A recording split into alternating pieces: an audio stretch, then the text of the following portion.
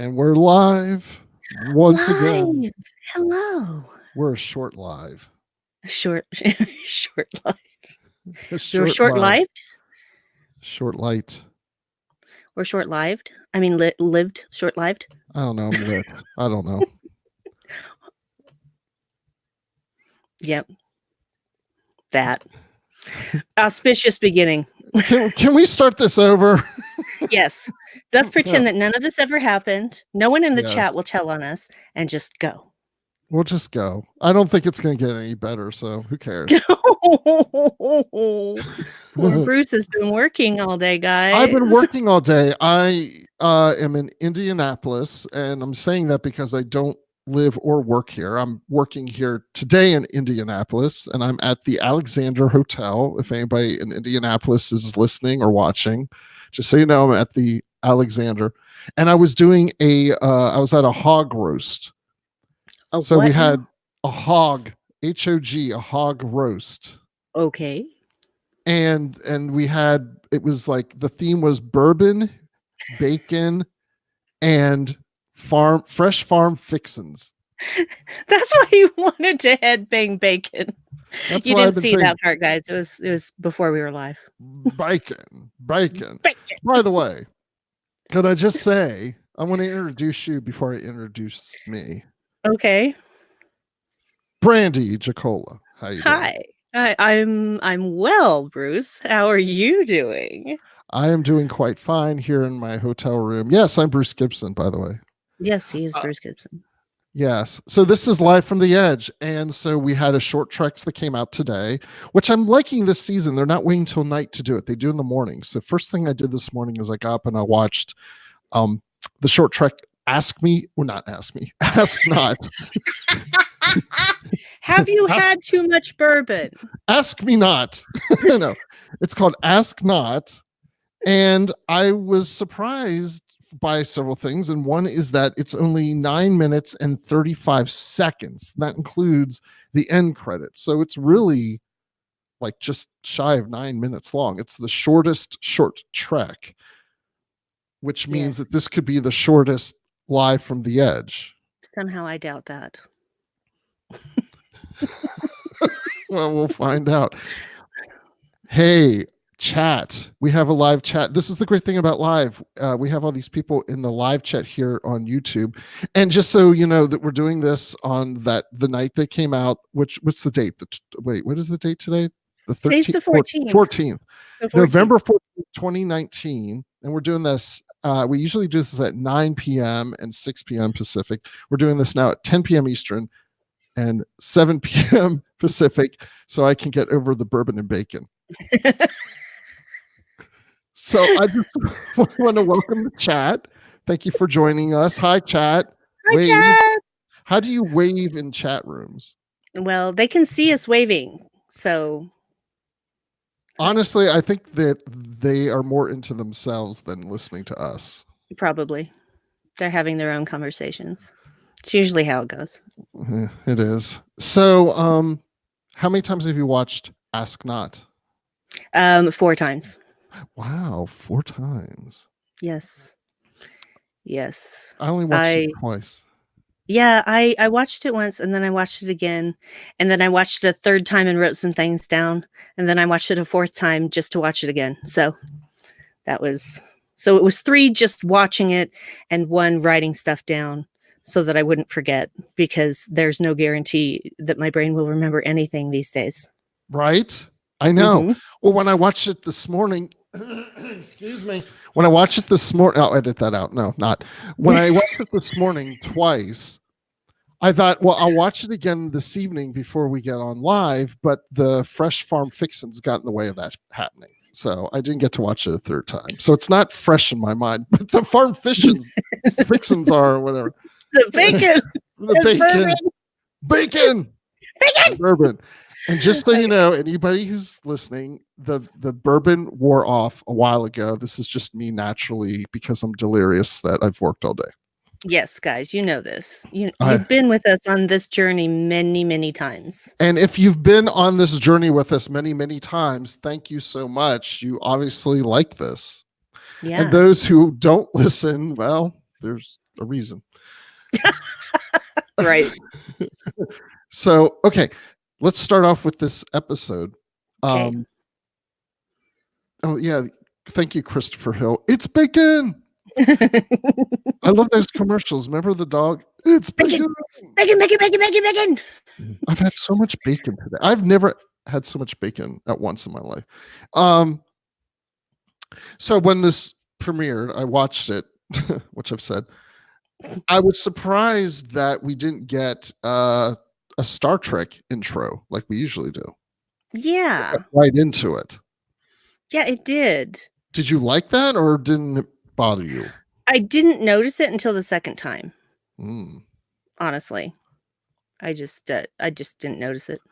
So. Yeah, there was. So it started off, and then the title came up, and it just said "Ask Not." It never said Star Trek or Short Treks or anything like that. Just that. They were in a hurry.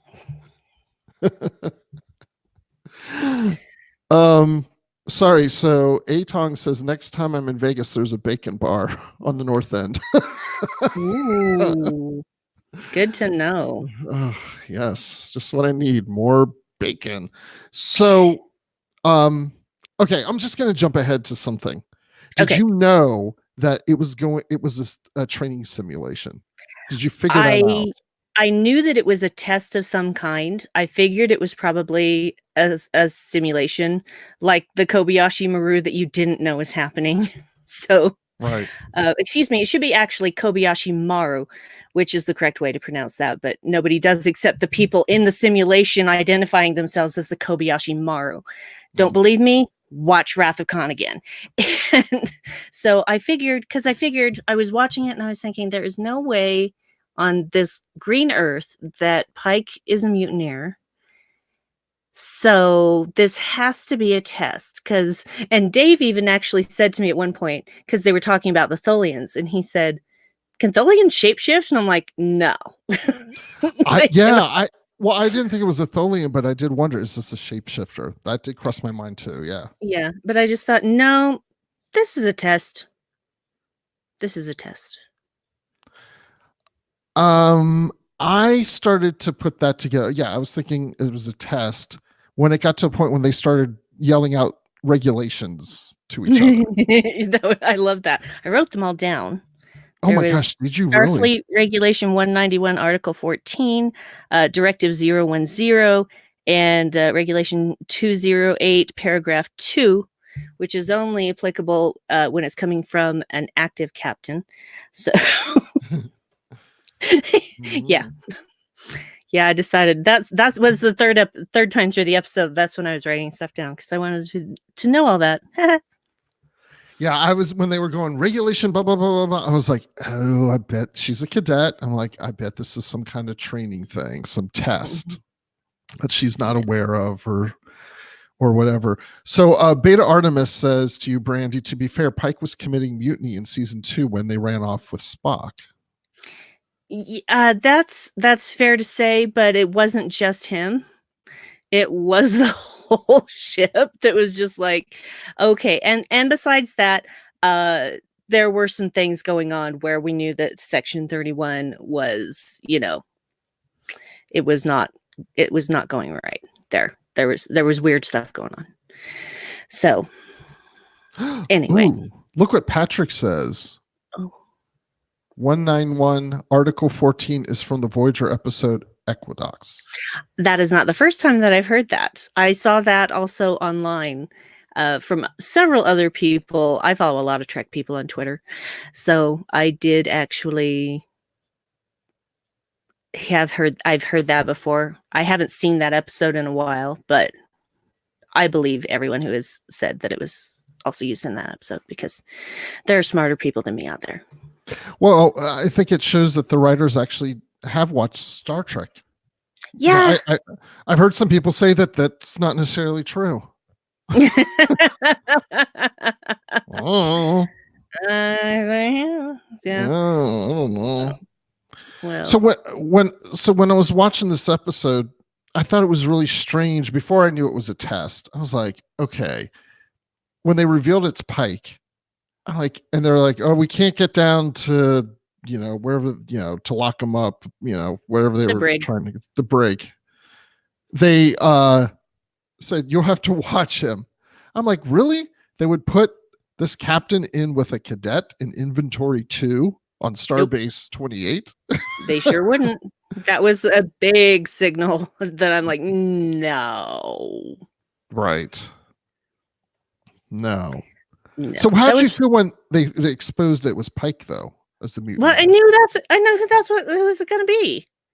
I mean, who else was it Did gonna you be? really know? Well, I don't know. Yes, It could have been because he was in a Robert captain's April. command uniform, and it was obviously a male, and he said before he unmasked him that, no one would believe that this guy went bad, and I'm like, "Well, obviously it's Pike. Who else is it going to be?" Maybe it could have been Kirk. No. Wouldn't that be interesting? No. Chris Pine. William Shatner. No, just don't. Just don't. Let's not go there. Okay, we won't go there. It's just a little too much crossover continuity that makes people's brains explode. It could have been William Shatner playing Kirk's grandfather, like James Kirk's grandfather. Yeah, well, no, I figured you meant James Kirk.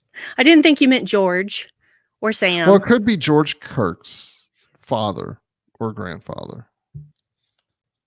Possibly. How's your day? It's been pretty good. How's your day? Besides all the work, you had bourbon and bacon. Bourbon and bacon. Mm-hmm. So then we have so we've got the mutiny and all that. Oh, and it's Cadet Sadu. We got to meet her. Yes. Now, the thing about Sadu is that she, at the end, she's now a member of the Enterprise crew. If they ever make this into a series, she may be a regular. Which would be great. I think it would be fantastic. Yeah. She had her metal tested and was found to be strong. She's like the Enterprise's Tilly because she's a cadet. Yep. And I thought the badges were interesting, the cadet badge. Isn't that like what Tilly had? Something like that? It is, that? but it's been so long since I've seen her as a cadet that right. I had forgotten that the badges were different. And I went, oh, yeah, she's a cadet, different badge, so that everybody knows you're a cadet. A married cadet. A married cadet, and her husband's on the USS Bowman. That's right. Who sent a distress signal because they were dead in the water. Yeah. Or so we were told. Dun, dun, dun. I find it very interesting that because it was really starting to piece together. Like, I was suspicious immediately when it was Pike, and then I was even more suspicious when we find out that she and her husband survived a Tholian attack, and I just thought, oh yeah, this is definitely a test. Absolutely. The only thing that I wasn't sure of is in what time this was. In what time period? Was this post-discovery? It's confirmed later, obviously, with, visual clues that it is definitely pre-discovery, because he's talking about war, and that's, basically what's about to happen. Okay, yeah, that's true. I hadn't really thought about it. Plus, number one's hair was, is still straight. What? Like, you broke up. I didn't hear you. Her later. Yeah, remember in season 2 of Discovery that her hair is more curly? Not really. Wow. I mean, I guess I do, but it's so subtle to me. I didn't notice that much. It's not subtle at all. I was a little curly there, wasn't it? Like I saw like around her insignia. Slightly wavy. Wavy. But it wasn't curly. Is there a difference between wavy and curly, really? A big difference, yes. Okay. I mean, I know there's a difference between curly and what's the other stooge that was on before him? No, Shemp? Shemp, yeah. Was her hair Shemp? No. No. Go back and find some pictures. Her hair is very different in season 2 of Discovery. I take your word for it. I'm not going to go back and look at pictures. I probably will, though, because I'm just someone's going to post them. Someone's going to post them. True. It'd probably be you. It probably will be. Hey, so when the Tholians were mentioned, Mhm. look, okay, I'm not that much of a stickler for canon, but I still want to know if canon's violated just because I'm curious. And then I want to be prepared when people start yelling and complaining about it. But when they were talking about the Tholians and they were talking like this is history with the Tholians, I thought, okay, well, I know the first time we as an audience heard and saw the Tholians was in the Tholian Web in the original series. And I thought, was in that episode, did they indicate that that was their first contact with the Tholians? So after I watched the 2 episodes, I have a TV in our bathroom. So I was in the shower, I was watching the Tholian Web. I've never watched the Tholian Web from the shower before. Well, yeah. It's no Most people different have than not. right. It's no different than watching it when you're out of the shower. It's the same episode. So maybe slightly harder to hear. It was. I have to really turn up the volume. Yeah. And I can't sing because I have to listen. But I Yeah. noticed that they don't say it's a first contact, and then Spock says a line later that indicates that they've had a history with Tholians. So there's no canon violation there. But I had to confirm that because I'm just that kind of person that has to know these things, right? Because we're Trek people. We do these things. Yeah. We totally do. I actually had thought that maybe I ought to check into that, and I'm like, no, Bruce will do it. So you did. You thought the same thing. Well, I was pretty much 97.6% certain that it was not ever mentioned that that was the first contact with the Tholians. But I didn't know with 100% certainty. And of course, you cleared that up. Yes. And then when I get back home, which is going to be tomorrow, then the next day I'm going to take a shower and I'm going to watch season 2 to see if number one's hair is curly or Shemp or whatever. Anyway. Oh no! Now we have forever associated number one and Shemp. What have we done? Well, think about this. We do not have a Star Trek term for hairstyles. No, we don't.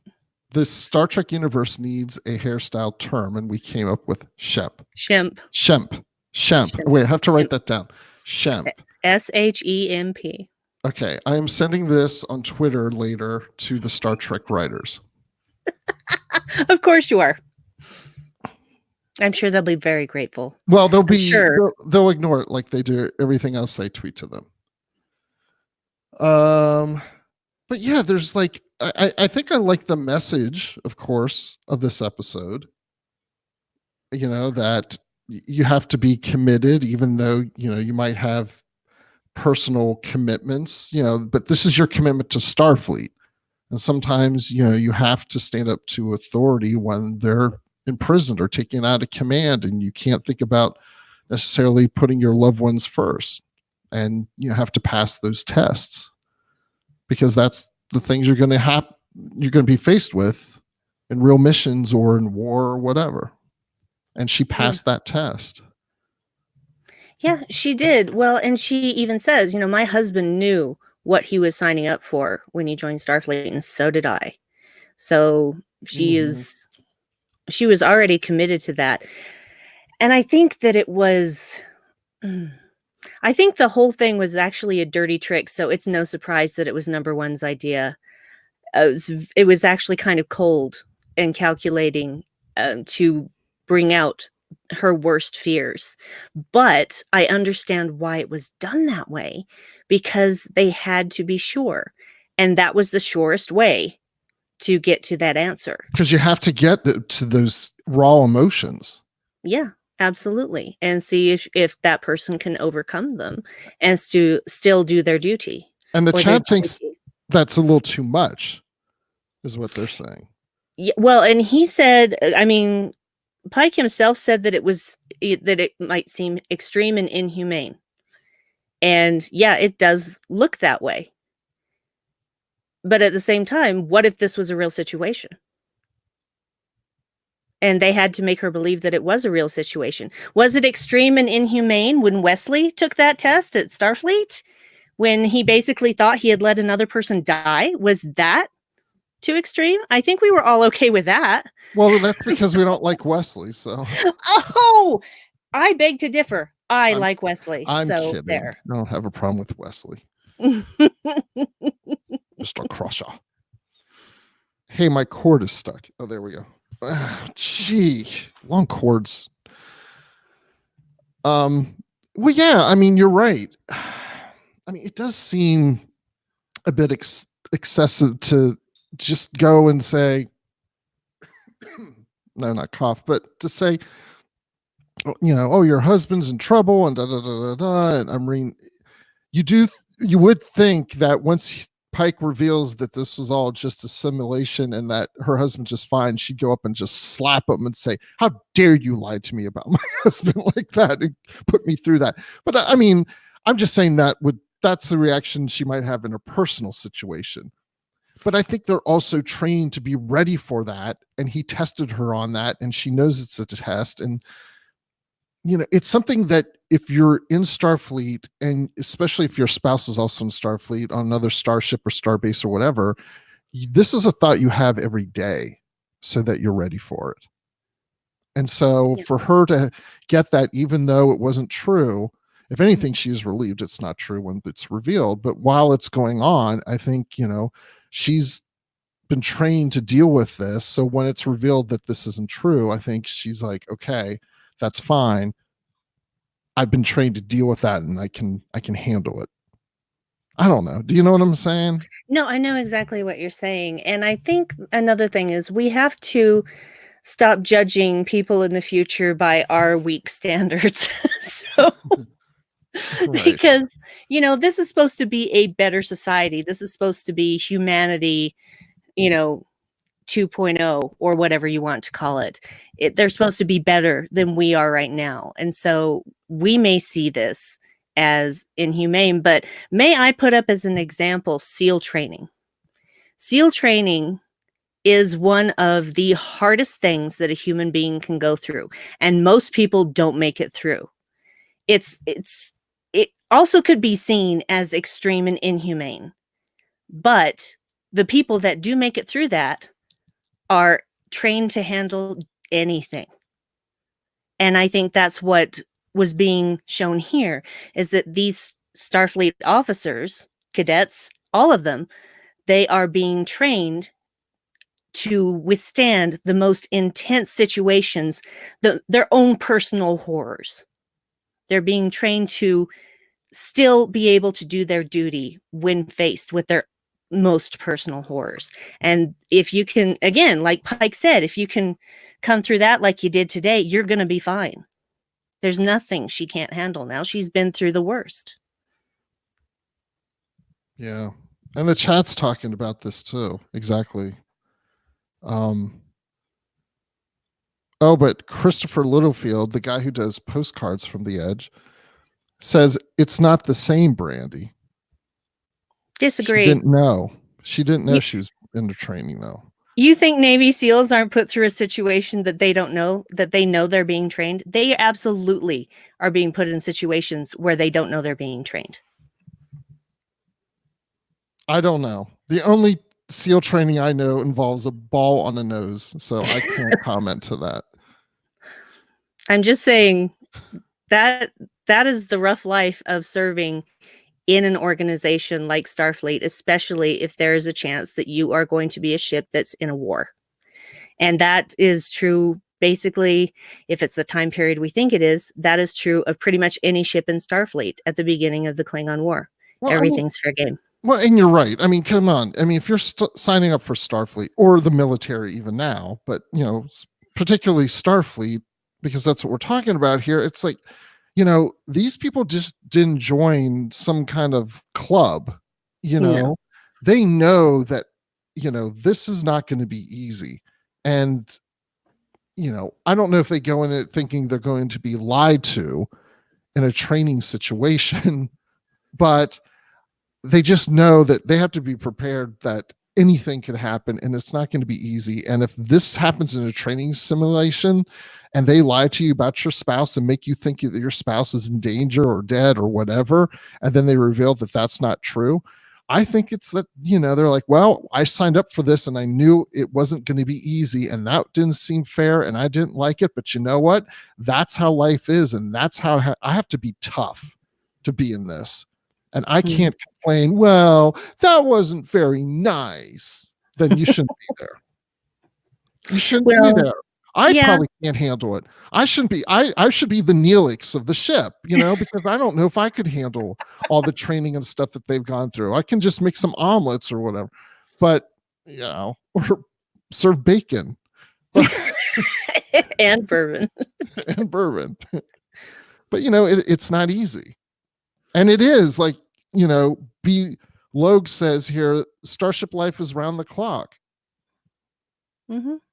You It's have to be ready time. at any time for any situation. How many times have you watched Star Trek where it's like 3 a.m. and Picard gets a call from the bridge? Sorry to wake you up, sir. It's like Picard doesn't go, let me go to sleep. Again? What now? Yeah, no. That's just the way they're trained. Yeah. It's like being here on this network on Trek FM. We've had to go through all kinds of training to be tough enough to handle the criticism that we get or not get. Just kidding. That's all good. That's all good. Okay, so let me ask you this. There's been 3. I'm not going to go through them, the season 1. I'll just focus on season 2 short treks. Is this a favorite? Where does this go for you in ranking? Because we've had the trouble with Edward, or the trouble with Edward, or whatever. The trouble with Edward. The trouble with Edward and Q&A. Q&A. Well, Q&A is still my favorite because Spock. This one ranks really high because lots of Pike and some Spock. I was not expecting that and super excited because you see these pairs of boots walking towards the transport pad. I'm like, oh, please make one of those be Spock. Please, please, please, please, please. Yes! That was me. I have to admit, I was a little annoyed by that. Just a little. Why? Because I almost feel like with these short treks with the whole Pike crew that they keep doing little like brief cameos. Like, when we had the trouble with Edward, instead of it just being like someone taking, their first command of the ship, she had to be escorted to the ship by Pike. While we were there, we got our cameo with Pike, and then like at the end of Q&A, it's like, well, at the end, we got our cameo with Pike. And this one, well, at the end, we got our cameo with number 1 and Spock. They weren't really necessary to the plot. I mean, I enjoy seeing them and all that, but I'm just saying I don't know. I just feel like now if they were keep making short treks with this crew, I'd be like, okay, this one coming up is about Spock. I'm sure we'll see number 1 and Pike at the end. Well, to be fair, they were transporting onto the Enterprise, and number 1 is second in command, and Spock is the science officer, and engineering is part of the science division. So for me, especially since it was number 1's idea to run this test, it made sense to me for them to be there. When is when is engineering part of the science division? Well, if you look at her cadet badge, it was a science badge. But she had a red uniform. So? Isn't science blue? Not necessarily. Because engineering in Next Generation is gold or sometimes red, depending on what day they feel like. What day they feel like. Or what hairstyle they want to go with. Mm-hmm. Wow. Wait. So, okay. I'll have to go back and look at our badges, but you're saying it was a cadet science Dignia. Mm-hmm. Okay. Because to my knowledge, there isn't really an engineering badge. Because there's the right. It's the spiral thing. That's what I was just thinking. Isn't that the engineering badge? Oh, you're right. You're right. Yeah. But I swear it was a science one. I could be wrong. Do you want me to watch it again? Let me just bring it up right now. Well, it's not very long, for sure. I'm kidding. I'm mostly kidding. Yeah. But I could have sworn she was wearing a science badge. Well, no, that would be cool though, because the the tunic color represents the division, and so does the insignia with whatever symbol is in there. But it would be interesting if you could have those cross over for various reasons. Well, I mean, when you think about it, engineering is a science-based Right, thing. right, yeah. So, You could have scientists in engineering that yeah. wear an engineering because they work in the engineering department, but they're part of the science division. Yeah, exactly. I like So that. it could all If be an overarching thing. I don't I know, don't it know. fits into my head canon. Isn't that really what matters the most? Is Oh head wait, canon. Eric Reese says Lieutenant Charlene Masters in The Alternative Factor was an engineer who wore science blue. I do remember that. Yeah. There you Mm-hmm. go. Okay. Yeah, Anne Marie Dax does some engineering stuff sometimes. Yep, there you go. Yeah. And So Wesley was like the master of every department. all departments, This all of them. this episode brought to you by Wesley Crusher. Let's not, because there's too much Wesley hate, and it breaks my heart when that happens. So, um, Hey, well, the I'm chat just loves Wesley. Look at that. So there you go. good, good. It makes me happy because Are you watching the episode? I'm trying to get a look at this dang badge. I swear it is the science badge. It's swear? difficult to see on the small screen, but it looks like the science badge to me. All right. Well, that's everyone's homework assignment. And you know what? Now that we're doing this, somebody in the chat is probably looking right now. So we may get an answer before we sign off. Yeah. Somebody look at it on a bigger screen, please. Yes, Can please. I just say, one thing that I just really enjoy about Anson Mount as Captain Pike is this adorable half smile thing that he does, where it's just he did it the first time he came on the ship, and when he was verifying his identity, and he was basically teasing Tilly, he had this half smile thing going on, and it's just charming. It's just charming. Yeah, I'm all like about it. the half smile. Yeah. Did you also notice that we saw dots when we went into engineering? We saw. No, I missed that. Oh no, yeah, no, you're right. There were dots in there. I do remember seeing one. Yes, I do. There were a few. One. I saw at least 3. Wow. Yeah, I love dots. Which we're going to get dots in the next one. Yeah. And the animated one. We have 2 animated ones. One with dots and the tardigrade, and another one that is the little story from Burnham about the little girl who made the stars. Yeah, that's going to be fun.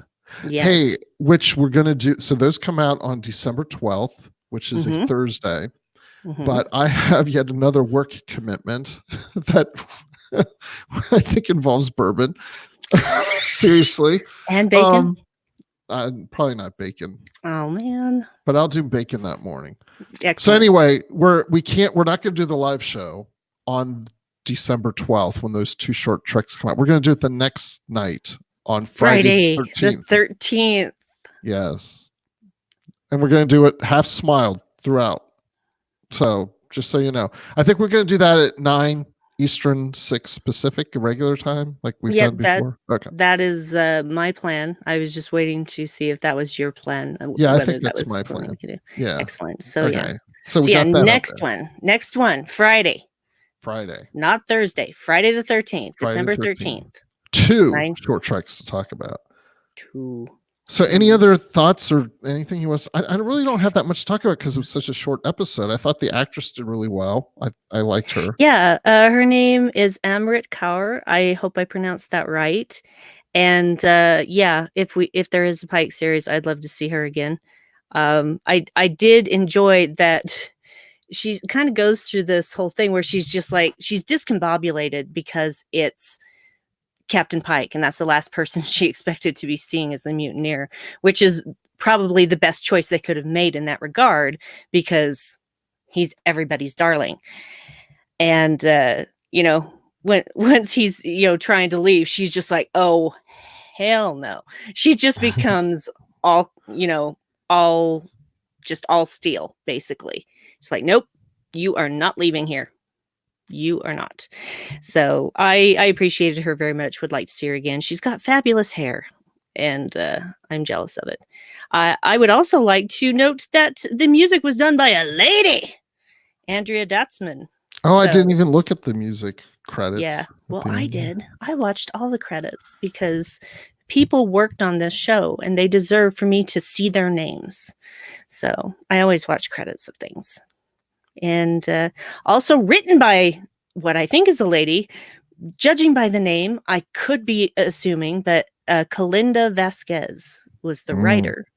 And I'm going to make an assumption that that's a female. So yay.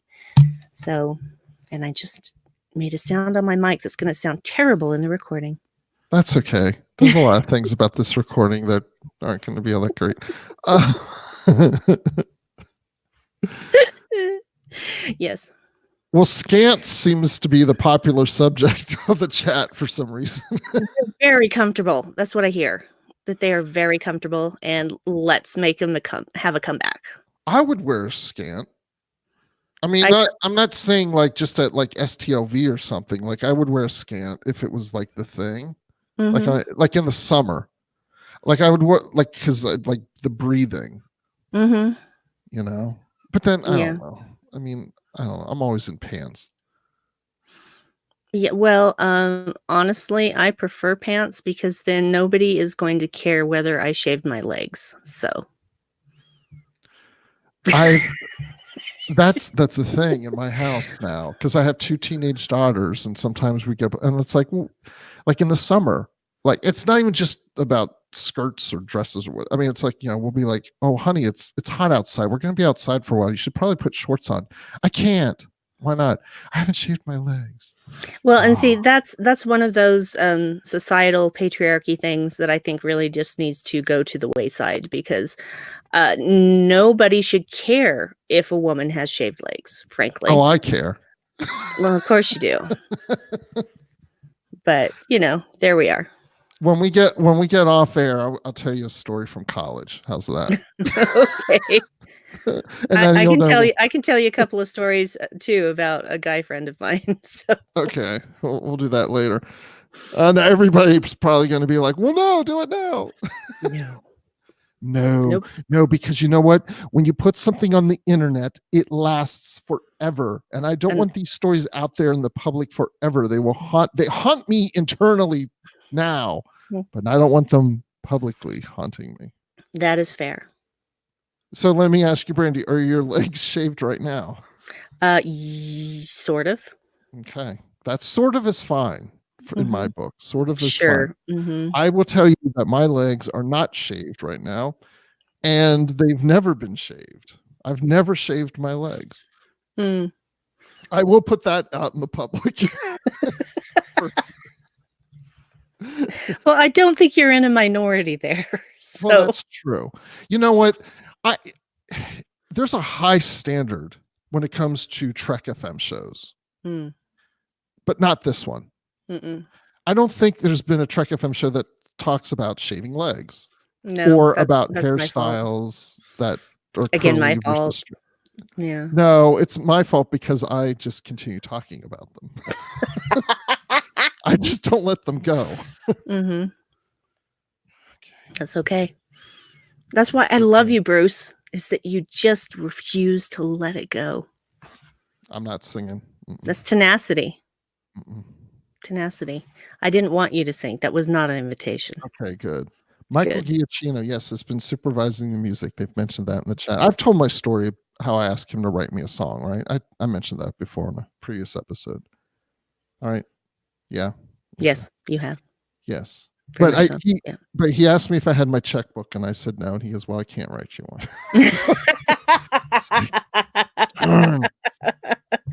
Well, that's his work. You don't go into other people's work and just ask them to do stuff for you for free. Oh, look, I do a lot of stuff at my work that's not on my job description. I feel like I'm doing for free. Look, yes, how long but is that from somebody off the street coming in and asking you to do that? No, but I will say, look, I think you know, it wouldn't have taken him long to write me just a short little song for me. That's all. And even though it's free, it's like, you know what? Do something for a fan, do something for a fan. Do you have any idea what it takes to write a piece of music? No, because I don't write music. There you go. But this Then guy's don't a assume that it genius. wouldn't take very long for him to write you some little something. I would have paid him if I had a checkbook. I really would have. Or if he could have taken credit cards, I would have done it, but I didn't have anything. So it's his loss and my loss together. Okay, that's fair. Are we done? I think we are. We are? Is there anything else anybody wants to talk about in the chat? It doesn't have to be Star Trek. It can be anything. I saw The Mandalorian. I like that on Disney Yeah, me Plus. too. Me too. And the funny thing is that I knew so little about it that I'm just like, that guy's voice sounds so familiar. Why does that guy's voice sound so familiar? And then, of course, I had to look it up, and I'm like, oh, Pedro Pascal, of course. Yes. Yeah, I watched. Enjoyed seeing. Wait, who did you enjoy seeing? What? I enjoyed seeing some weird gets like Brian Posehn as the speeder driver. That made me laugh. Yes. I tweeted to him about that because he tweeted that morning. I got up early in the morning to watch it because I had a feeling Disney Plus might have technical issues because of traffic, which they did, which is funny because they didn't anticipate that, but I did. So did like everybody else. Everybody else. So everybody else. I got up real early and watched it, and it was shorter than I thought it was going to be for an hour, but it was only 38 minutes. So then I watched it again. But anyway, and then that's when I started having problems after that. But yeah, that dude, see, I call him dude. That dude who's driving the speeder, the land speeder or whatever. I saw him tweet that morning that he was so excited to see himself in Star Wars. And I tweeted him back and I said, yeah, I saw you too. I literally said out loud, it's that dude. Yeah, basically, I turned to Dave and I said, is that Posehn? And he says, yeah, I think that's Posehn. And I'm like, I'm looking it up. I got to know for sure. Yep, that's Posehn. He was also in both Guardians of the Galaxy movies. Oh, yeah. I forgot about that. Mm-hmm. Yeah, I didn't know his name. I just knew he was that dude. Well, I knew his name. Yeah, why is there no continue watching on Disney Plus? I agree with you. Haven't they been beta testing this in the Netherlands for like 2 months? What the heck, Disney? I know. I don't know. Do you not have people who actually have touch with reality? Like real people that don't just sit in a boardroom or an office all day. I mean, people I don't know. who actually, but like, yeah, B-Log brought up in the chat because it's like my daughters have even complained because they'll watch an episode of something on Disney Plus and then they come back later and they have to go and find that series again. It's not in any kind of like, here's what you were previously watching. They have to go find the series. And then when they find it, it says to hit play. And they hit play thinking the next episode that they're going to watch will pop up. No, it starts the first episode like they never were in there before. And then they have to go, well, wait, which episode did I land? They're going to fix that. We know it's eventually. Why are we talking about this? We got to be oh, wait. So the bourbon bacon and the fresh farm fixins thing, they had a lady there talking about CBS All Access. Oh, really? Yes. And how she thinks they're doing it right because it's a combination of both video on demand and live. So you have your Netflix type experience by having all this on demand content, but you have the live experience of like sports and news. And she thinks that's going to be very successful for them. Anyway, I'm just bringing that up because that's more related to what we're here for. So Brandy, when people want to find you online, where can they find you? You can find me on Twitter at Brandywine12. Brandy is with an I, 12 is a number. And you can also find me doing this show, which you're already watching. And you can find me lurking in the Babel conference like a shark just beneath the water. And also, I do a podcast with my husband Dave called the Dark Corner Podcast, which you can find at darkcornerpodcast.com. There are swears, so not for the children or people who don't like swears. And we just look Awesome. at stuff from a darker point of view. Do you do it with the lights off to make it even darker? Sure. It gives an ambiance that comes through in the recording. Yes. And you can find me on Twitter at Admiral_Rex and on the Star Wars Report talking Star Wars and on Literary Treks, the official Star Trek books and comics podcast here on the Trek FM network. Now we have to do our closing, and we can ask the chat to come up with how they want Brandy to read the closing for tonight. Yep. Give me some ideas, guys. And if you don't have any ideas, I have one that's my fallback. Oh. So, yeah. Oh. Well, now I want to know what that is. Well, depends. It depends.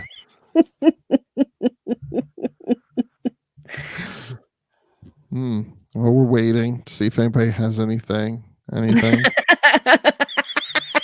Sorry, I'm laughing at Liam's suggestion. Wait, I didn't see that. Oh, yes. That would work. Do it as you. As full of bacon and barbecue. Bourbon and bacon fueled Bruce. I'd like to see that. I don't know that anyone else would.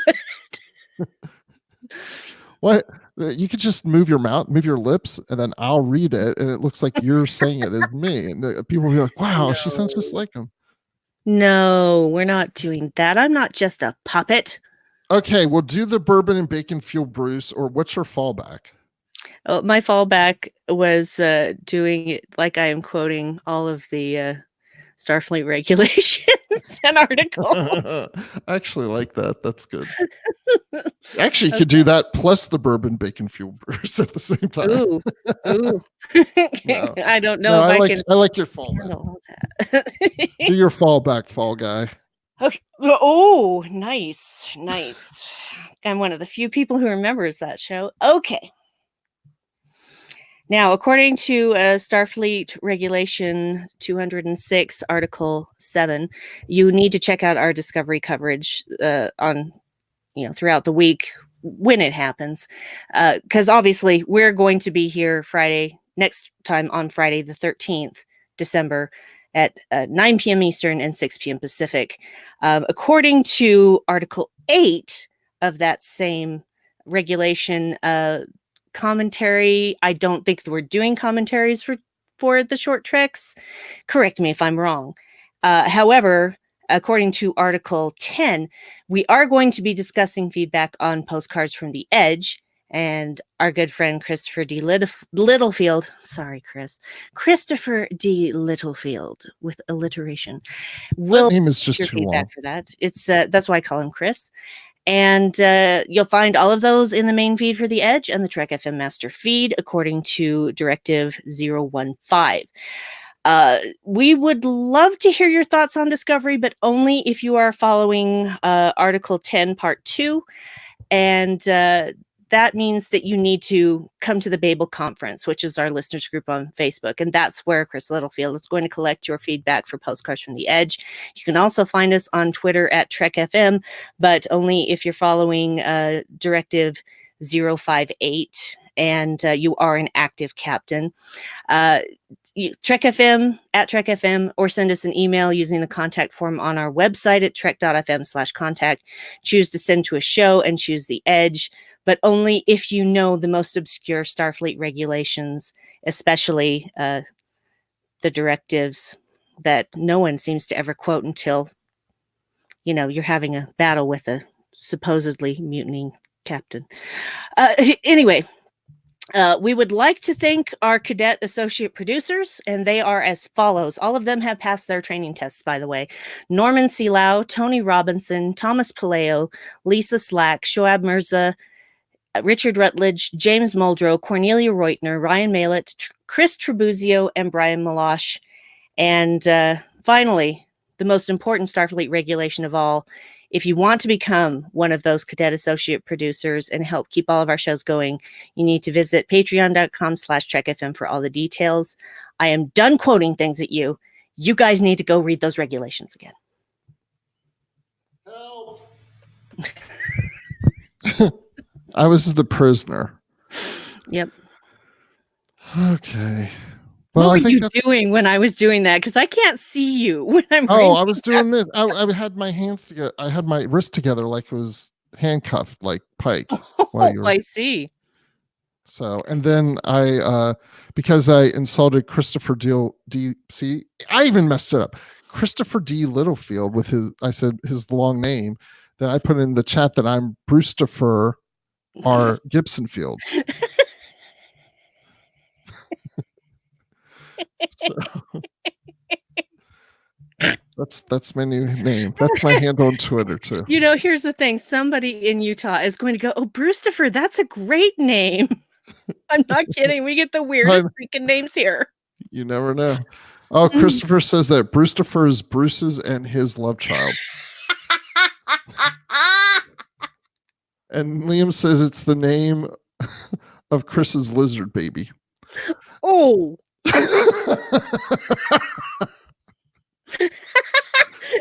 And Chris says it sounds like a Cats character. No, we are not bringing cats into this. Can I sing cats for this? Okay. No. Right. No. Do you know why? Why? Because I detest that show with every fiber of my being. Really? Why is that? Because it's terrible. So you've seen it? I've seen it twice. I've had to wait. You hate it that much? You saw it a second time? Why? Why did you see it twice? The second time that I saw it, it was because a dear friend of mine was in it, and I was supporting her. Okay. And to be fair, they did truncate the show because the show is nonsense. It is nonsense because it is loosely based on a bunch of T.S. Eliot poems. There is no story there because it was based on poems. Okay, that was my cat's rant. I am done. So you're going to see the movie? I find that visually horrifying in so many ways. Excuse me. A lot of people do. I mean, I did too. My kids, when they saw it, they were freaked out about it. It's just wrong. Just wrong. And so I just stop it, Christopher D. Littlefield. I'm not going to talk about Sondheim. This show just keeps going different directions. See, it was longer than you thought it was going to be. I know. It's way too long. It's better when we do a full episode, like an hour Discovery, because we stay on topic. We're just like blabbing about anything now. Yeah. I'm just picturing somebody in their car listening to the audio podcast, and when I said we're just blabbing about stuff, they're nodding their head. Yeah. Yeah. Get it on track. Do that. Get it on track and get it on track. That's exactly. That is not what you guys come here for. If you came here for coherent discussion, you know you're in the wrong. Right. Because let me just point out something here. We've got the show called Live from the Edge, and then there's the main show called The Edge. Do you know why? Because that's the show where they actually talk intelligently about this stuff and have editing. Yes, and they have had time to think about it. We don't have time to think about anything. Nope. I don't even know what I'm going to have for breakfast tomorrow, but it will not involve bacon. I can tell you that. I've had enough bacon to last me a week at least. Okay. All right, bacon overdose.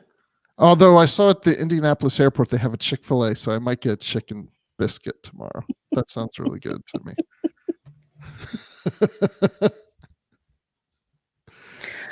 All right then. Hey, yeah, Liam, have you heard of the Edge main show? I have. Can we talk about the main show? I haven't listened to that in a while. Can we talk about the main show? No. Okay. We don't have time. Okay. All right.